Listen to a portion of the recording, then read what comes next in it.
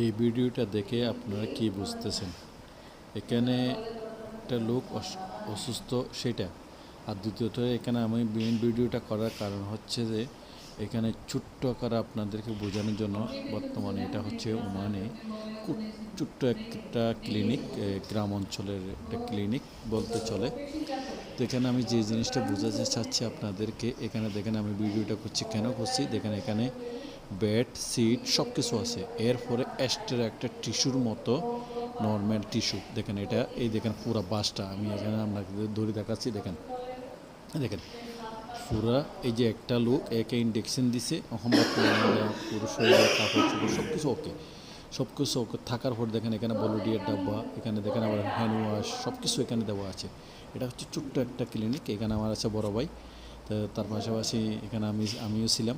তো আমি আপনাদেরকে এই জিনিসটা দেখাতে চাইছিলাম। এখানে দেখেন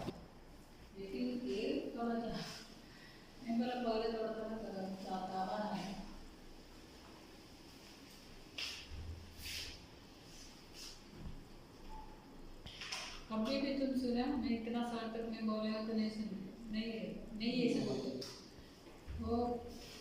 वो पेशेंट क्या सोचते हैं डॉक्टर दवाई में तो ऐसा नहीं करेगा हैं डॉक्टर दवाई में तो क्या बोलेगा अभी ये ऐसा ऐसा पार्ट आएगा नहीं तो दो दो पार्ट होते हैं